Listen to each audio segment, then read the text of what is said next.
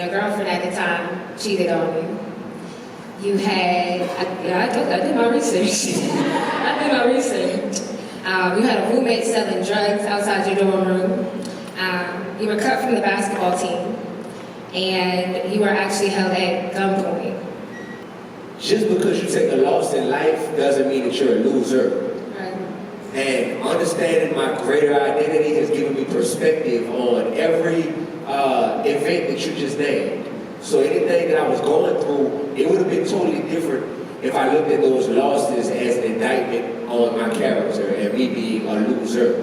But I already know that I was put here to not only be a winner, but to be a light to this world, to be salt and to be light in this world. So whenever these losses happen and whenever these setbacks happen, it's always been, how do I reframe this so that this can actually end up being part of my testimony moving forward. And the only way it can be part of your testimony is if you don't let it kill you.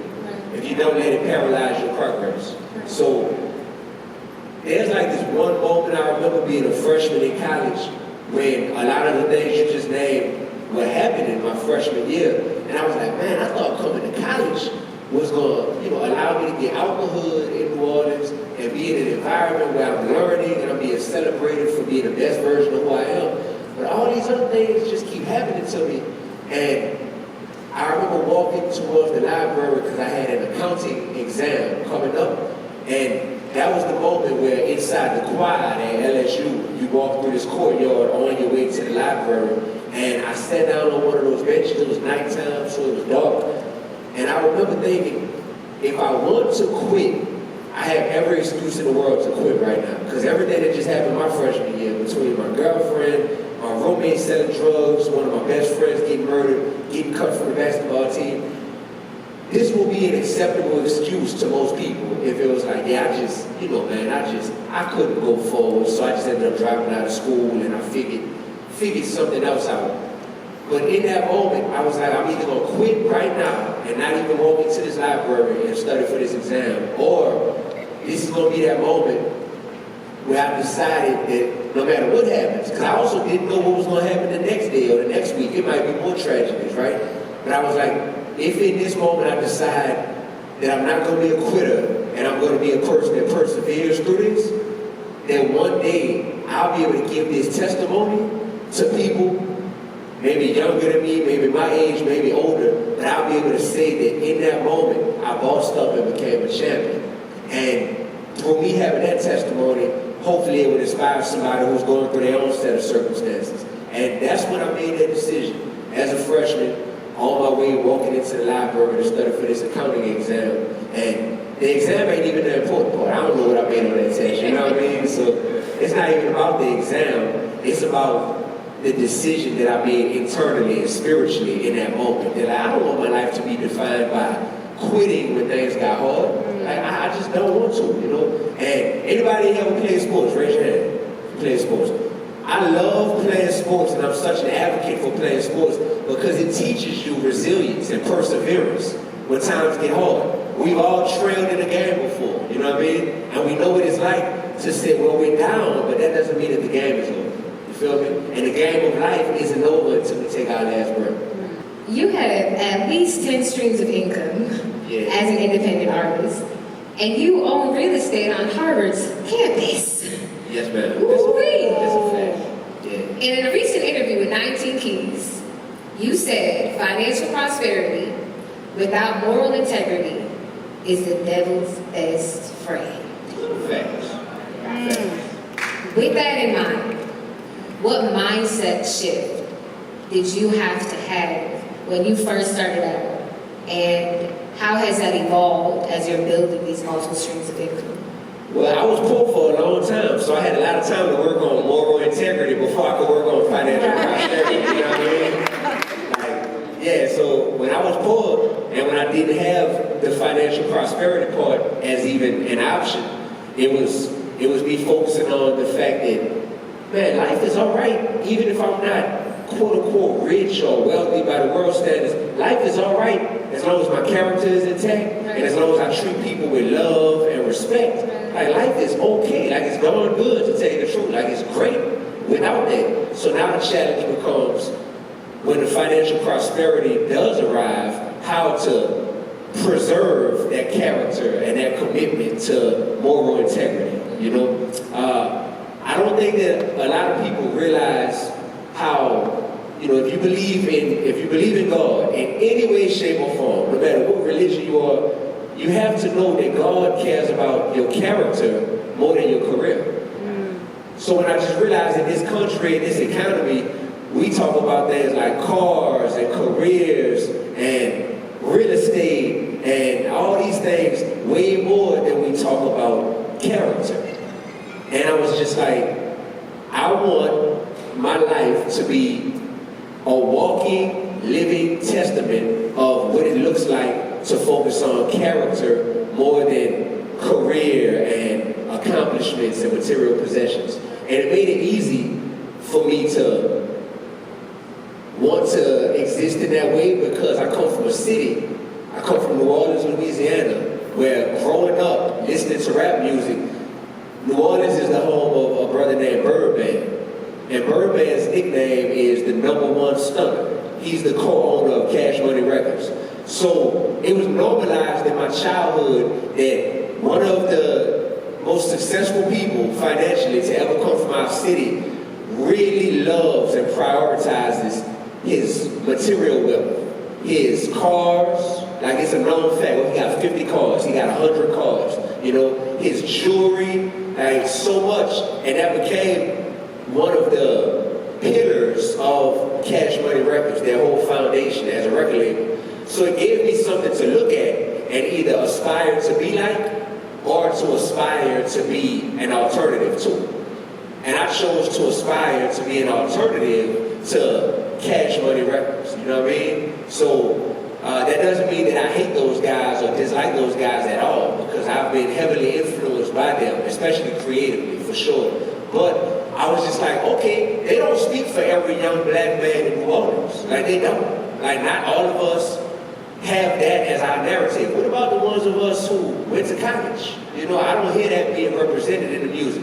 What about those of us who actually don't feel comfortable wearing a whole house worth of jewelry on your neck and on your wrist, and who don't feel like I have to have a $100,000 car to define, you know, who I am and how wealthy I am? I feel like the man hopping out the car is more valuable than the car itself, you know? So I wanted to represent the antithesis of what I saw coming up. And I think that's equivalent to some people who grew up in a certain type of household and you saw dysfunction to the point where you were like, yep, I know exactly how I don't want to be when I get older.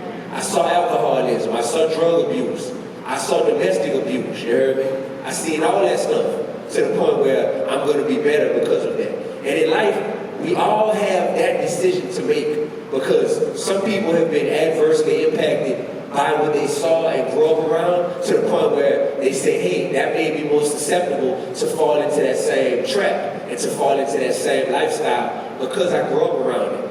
But just as easily, our willpower, our prayer power, and our intellect and our work ethic can make it to where we can see something and say, no, I want to disrupt that narrative.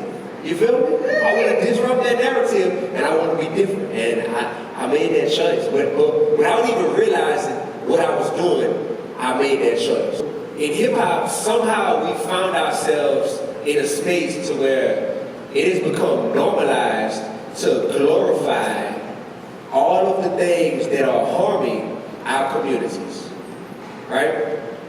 Murder, drug dealing, drug abuse, disrespecting women, sexual irresponsibility, not prioritizing education, not even respecting one another. You know, this op culture to where you identify people as your ops, and it's all about survival of the fittest. You know, am I gonna kill you first or you gonna kill me first if you're my op? And I just recognize that most of us aren't living that. That's not our reality on a day-to-day basis.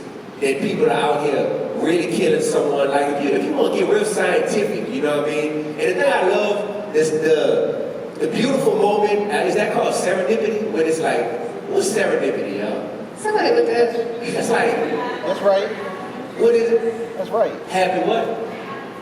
There you go. This is serendipitous that I'm having this conversation in a museum of science, because growing up, I never excelled at science. Never.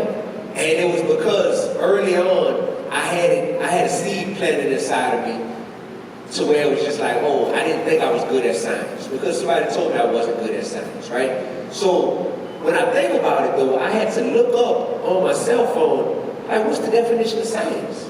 And it says science is the study of the natural and social world through a systematic process that uses evidence and observation to build knowledge and understanding. And at this point, for the first time in my life, sitting on this stage, I realized that I'm a hip-hop scientist. I'm a hip-hop scientist. I really am. Because I definitely use evidence and observation to build knowledge and understanding, you know, about the natural and social world, and through systematic processes. So one thing it started out as a hypothesis, but then it became something that I did research on, and it led to a song that I have, one of my more popular songs, called People Don't Want That Real. And I just realized how much cognitive dissonance we employ as listeners. In this song, I put myself in the shoes of a consumer, a hip-hop consumer, who is a person who lives a life to where you make a respectable, legal living. You seek to spread love as much as possible to the people around you, but you block out who you really are whenever you are in a space where you want to consume this music that glorifies all the opposite of what you naturally represent and stand for in your life, right? So in the song, I think it's better if I, show rather than tell. So I say, people don't want that real, they just say that they do.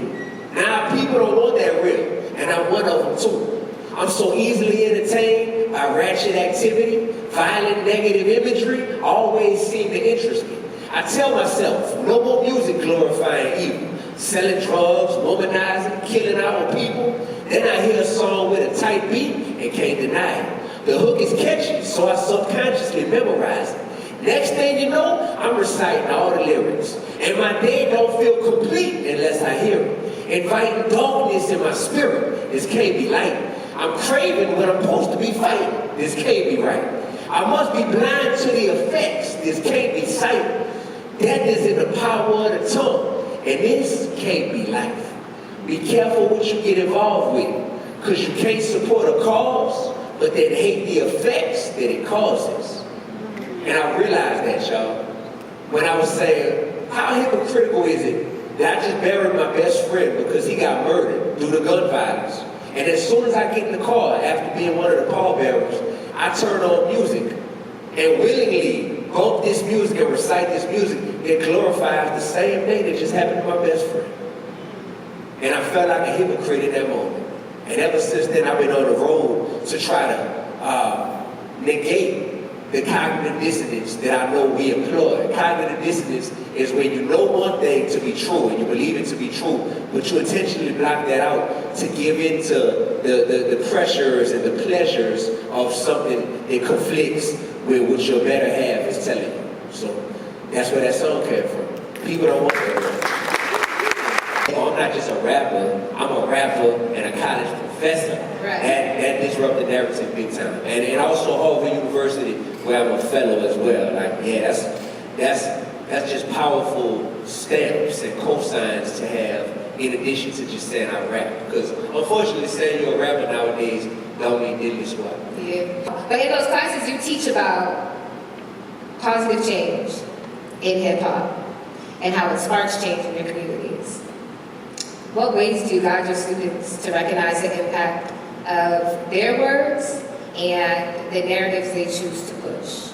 So I break my class down and I break the industry down into what's called the 3 C's. So the hip hop industry is consisting of creators, consumers, and commissioners, right? I think it's self-explanatory. Creators, rappers, producers, DJs, consumers, fans, and commissioners, which are record industry executives and even media people, right? So in the class, first and foremost, we identify what power do each of these three C's really have. And then once we identify what power they have, what challenges do they face that prevent them from using that power to make positive social change, right? So most of the students in my class are consumers, right? And as a consumer, you oftentimes don't realize that you have more power than anybody because there are more consumers than creators and commissioners combined.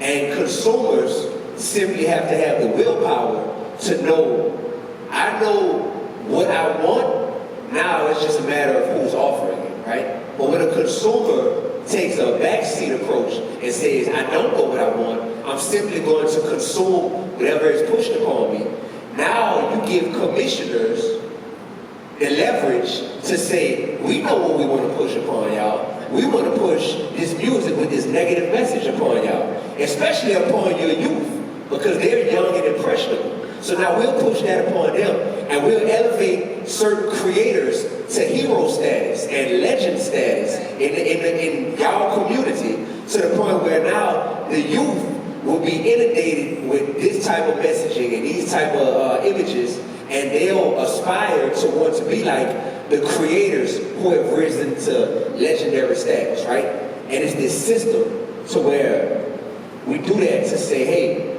consumers, you have to do more than just take whatever you're being fed.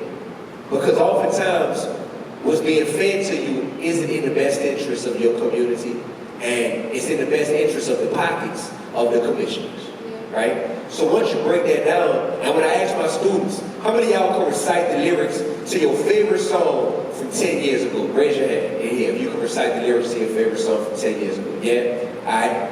For my OGs in the room, 20 years ago, how many of y'all, 20 or 30 years ago, you can recite the lyrics to your favorite song? Yeah? Yeah? That right there underscores and proves the power that music truly has, right? And hip-hop music has more power than just your average genre of music because of the rhythm and the repetitive nature and the informational density that is able to be packed into a hip-hop song. They're able to do more than just get a few words out there. Like your typical R&B song or soul song, gospel song, country song, they have a few words, you know, and then it gets into the hook, and it's just, songs don't have as much informational density as hip-hop music does. So if you have these tightly packed hip-hop lyrics in your brain for decades upon decades, that stuff really like sits with you, and it either directly impacts how you view the world. If we want to keep it real G right now, I didn't know much about sex until I started listening to a lot of hip hop in middle school.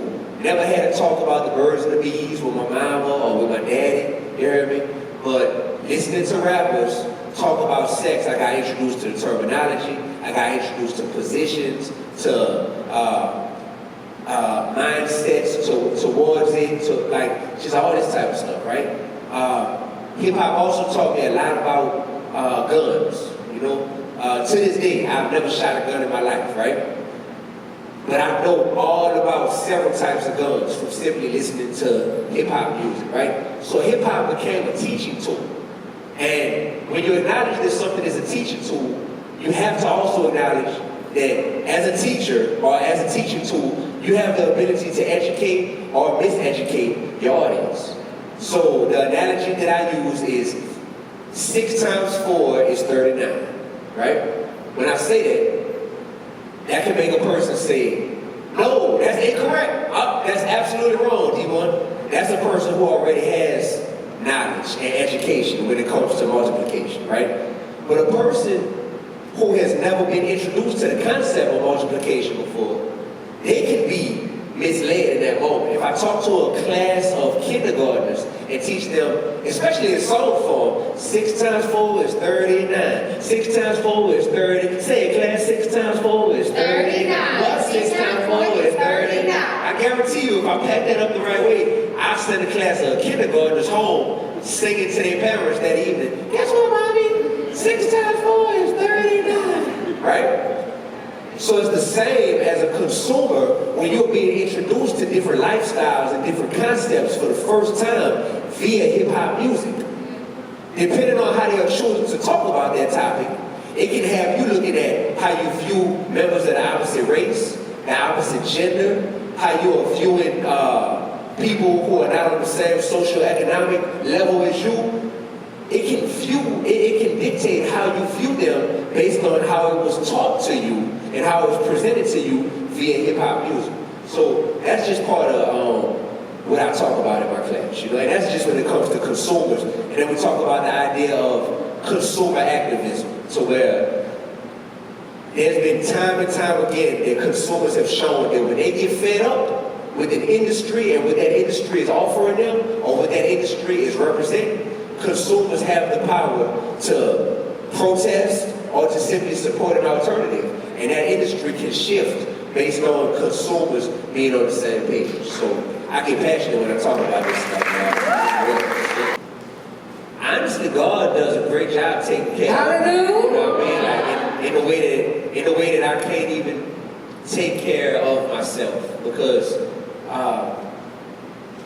the level of security that I feel around me is something that no man that's 350 pounds, with a gun on each side of his waist, no man can protect me in the way God can.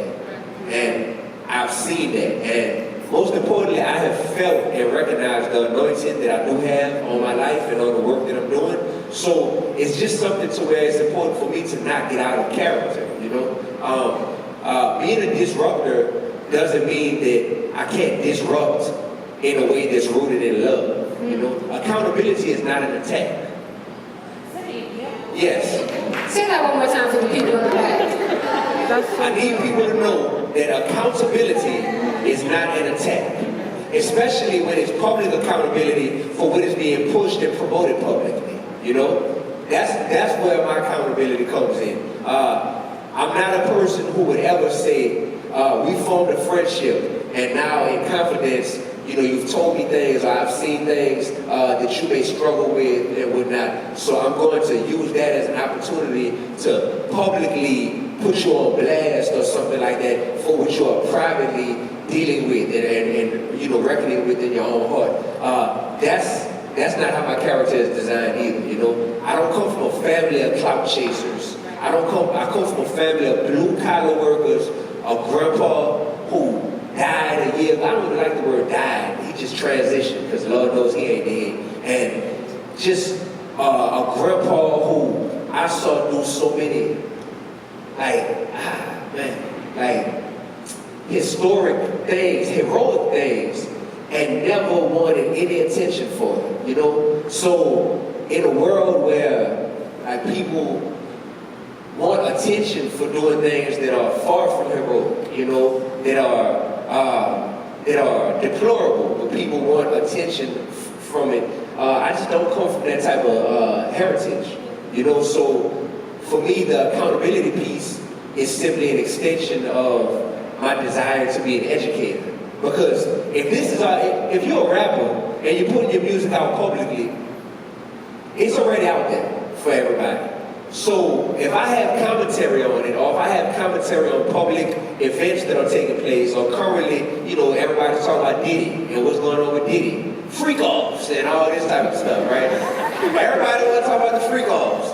And I'm like, no, let's take what is happening publicly and playing out publicly, and let's have the mind of an educator and the heart of a disruptor, and let's talk about it from a perspective that will hopefully make people better moving forward, instead of just who could crack the best joke in this moment? Because that's all social media is right now. Who could add some more tea to the tea that's already out there and just gather attention in the moment? I don't operate like that. You know what I'm saying? I'm not that person that is that, and I say that because in the past year, as my public persona and my visibility has increased quite a bit, people are trying to say, oh, he's a clout chaser, he's trying to use this to get on. And I just confidently tell him, bro, I've been popping. just like there's a lot of people who try to condemn me, lately, it's like I've been on the winning streak because I've been getting a lot of people to validate me as well. So I experienced the condemnation and the validation, you know what I mean? So when Kendrick Lamar puts a new single out last week, the most powerful rapper on the planet currently, and in his new song, he said, I want to be empathetic, my heart like Dee-1. You know what I mean? And now I got all these millions of people saying, who is Dee-1? And it got me looking like, look, I didn't even know that was coming, because I ain't talked to that dude in 13 years, you know what I mean? So that's an unexpected alley-oop, you know? And I'm like, man, this is amazing. But at the same time, it also makes me look at the people who try to condemn me for the same work that someone else is wanting to elevate me and validate me for. And it makes me look at them like, the joke is kind of on y'all in these moments, you know? Because there's only two sides, man. People got to make a choice. Either you want to represent good or you want to represent evil. That's it. Righteousness or wretchedness. You feel me? And it's not that much more complex than that. So when we can identify what I want to represent good, but I'm attracted towards negative. You feel me? Don't get mad at me. I'm just being look at my track record, look at my CV, look at my resume, you know what I'm saying? Like, if my spirit irritates your demons, cool. The person that has the work to do is you, not me. And that's what happens is in this world, many people who have a good heart get tricked out of doing good work because they feel like, I don't want to be preachy. I don't want them to think I'm just a goody two shoes. Or that ain't gonna make me cool, you know what I'm saying? We have to show that peace and positivity is profitable. And we also have to show that that profit and that income always comes below impact. When we can show those two things can exist at once. That it's always impact over income. But we can show that peace and positivity is profitable and can produce income, I think this world will be better. I recorded my whole album in my office at Tufts University, by the way, right? Which is pretty cool. And I was at Tufts talking with the dean today about that, and they were just marveling at like, we didn't know, because the album came out a month ago, and it debuted at number 2 in the world on the hip hop chart. And they are just like doing cartwheels over there. They're like, you recorded that in your office, like on our campus? Like, this is crazy. And I sat in the office after the album was done, and I was like, I need a cool title. And I like acronyms. I like that. That's just my little thing. You know, I like acronyms. So my album before that was called Uno, and Uno is my nickname, but it stands for Underdogs and Outcasts, because that's what the album is dedicated to. And I was like, well, then I did an album From the Hood to Harvard, and that was part of my fellowship at Harvard. But for this one, I came up with Loaded, and because I feel like the word loaded, you know, makes people curious. Like, loaded? What you been smoking? You know what I'm saying? Or like, loaded? Like what gun you carrying? You know? And when you can unpack what you're loaded with, and when you unpack it and realize, this brother's talking about loaded, but he said this is life of a disruptor, evolving daily. I was like, that feels very appropriate to describe what I have going on. So that'll be the title of this chapter in my life. And Lord willing, this chapter won't end anytime soon, because I'm loving this chapter. All that you have going on, how do you make time for God? God is the creator of time. So for me, you know, how can I not have time for the one who created time? So the beautiful thing about making time for God is you don't have to be you can be in your car, you can be in your bed, you can be in the bathroom, you can be in the studio, you can be at the Museum of Science in Boston, Massachusetts, and still give God the glory. You know what I mean? And I love that. I love that. I absolutely love that. So making time for God is something that when you stop viewing it as a chore and you look at it as a blessing, that you get to make time for God. You look at it as one of the best parts of life. It doesn't become something where you find yourself without enough time for God. You find yourself wanting to have God in every room with you. you know, as God is in every room with us. One piece of advice to give to everybody tonight. And I'll let y'all do some research, you know, we're in the Museum of Science, so y'all can unpack this, because I want to get to a lot of questions. But if you commit to all three of these things in your life, I guarantee you that it will be a purpose-driven, fulfilling, enriched life. And that's in everything you do, strive to be real, be righteous, and be relevant, right? And I could do a whole dissertation unpacking each of those, but I've done it already for like the past 15 years of my career. So be real, be righteous, be relevant. Take that, talk that inside, and if you want me to unpack it, you just do a little research on me online, and you'll see me always talking about those things. But that'll be my advice to everybody. Not one, not two, but all three of them. Someone said, I work with 5th and 6th graders in the inner city schools providing leadership skills. What would you say is the most important thing to do with that age group? So with 5th and 6th graders, we have to normalize that doing the right thing is right and doing the wrong thing is wrong. Because right now, their brains are still forming, and they are seeing that a lot of the people who are seeing elevation in life are doing what certain people say, hey, don't do that. But then the same thing that adults are saying don't do, they're like, well, those are the people that's the most popular. Those are the people that's the most famous and the most paid. So we have to normalize that doing the right thing is right at all times. And we also have to teach 5th and 6th graders that I call it finding your slingshot in life, right? So my birth name is David, and we know David in the biblical times defeated Goliath, you heard me? And he defeated Goliath by using a slingshot. The beautiful part about that story, and I'll unpack it in my upcoming TED Talk that's about to drop. The beautiful part about that story is that David was offered other weapons to battle Goliath with, but David knew what his superpower was. And it was like, man, thank you for the shield, thank you for the sword, thank you for everything y'all offered me, but this slingshot that I got, I'm nice with this, and I actually really enjoy this. I'm a beast with this slingshot.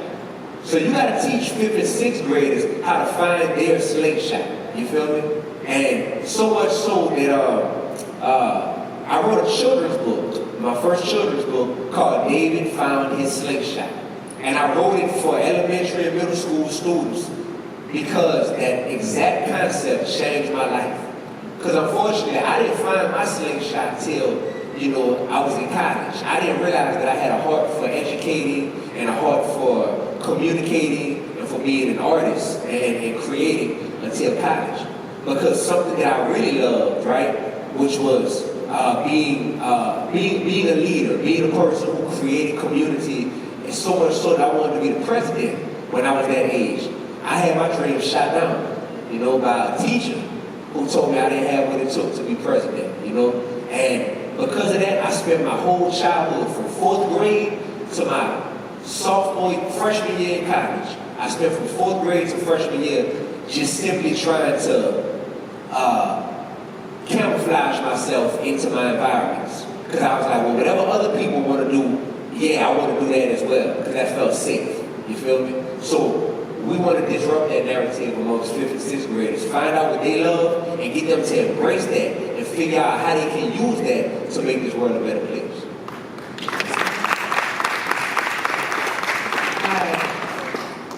Y'all got good questions. Y'all got some good questions. Y'all got some good questions. Okay. Last one. I'm torn between these two. How do you disrupt a narrative placed on you by parental figures while at the same time still honoring your parents, especially when you still live with them? That's such a great Especially when you still live with them? Yeah. You want to raise your hand? We're going to ask that one. Carry that. You want to ask that one? Sheesh. You going through it, huh? I know. You want to raise that hand? All right. Yeah. It's actually a very appropriate question because when, you know, I'm the oldest child, and when I decided after teaching middle school for 2 years that I wanted to quit my job as a teacher to become a rapper, that was not a popular decision. in my household with my parents. Not popular at all. Because the narrative around being a rapper has a negative connotation. Then the narrative around having a stable salary with benefits, which for the baby boomer generation, that's everything. Get you a stable salary and the benefits, you heard me? You good. You made it. You made it. To give that up, to say, well, mama, I ain't never made a dime off of rapping, but I want to be a rapper, you know? And ain't no benefits, ain't no, you know, Obamacare. I mean, if I come out of pocket, but you don't get a pension or something for being a rapper. That was not a popular decision. My grandma was probably the only person in my family who was all for it. And in hindsight, that she rest in peace. My grandma just was with whatever I would have been. So she just was, and I love her for that. I love her. I needed one crazy person in my family to just, I'm with it. You know, you like it, I love it. So my parents, I would say, they had to be convinced, they had to understand my why. So I think if you could allow your parents to understand your why, then it makes it to where all of a sudden your dream doesn't just seem like this random, youthful pursuit without any thought put behind it, you know? The same as when Kat said, her mentor was like, oh, word? Oh, you want me to be an investor? Show me a business plan, you hear me? Like, that's real. Because when somebody sees that, they're like, oh, this ain't just a dream. This is a dream with a plan of action, ready to go. And it's really tangible at that point for people. So I would say that, absolutely, to be able to articulate and explain your why. You might have to have a PowerPoint presentation for your parents of your dream. I'm so serious, you know. With me, I didn't go that far. I just made my mama a promise that nothing about me pursuing my dream is going to involve you having to pay none of my bills. And she was like, all right. Now that we got that established, that helps, you know. And other than that, it was like, man, like, the same impact I'm making in the classroom, I feel like I have the ability to make that on a larger scale, and I still have the heart of a teacher, but I have the platform of all these rappers out here, and I can make large-scale impact. And at that point, I had to shut up and grind. You know, I had to show and prove. And it meant a lot to me when, it meant a lot to me, like when my parents came and saw me perform for the first time, you know, because the crowd didn't know it or realize it, but I know that they weren't always in favor of what I was doing, but for them to see a venue where people came and paid to come and see me perform, and they can hear what it is that I'm articulating and what I'm putting out there via my music, and for them to see that meant more to me than words can explain. So I know that it's possible to take your parents, whoever asked that question, from naysayers to cheerleaders, because by the grace of God, I've been able to do it, for sure. So being up here in Boston for these past 2 years has been amazing to immerse myself in y'all culture and in how y'all like to interact and form community, and it's been really cool. I really appreciate the intellectual prowess of the city of Boston and all of you all. Ooh, wait, thank you. Can you give a round of applause for D-1?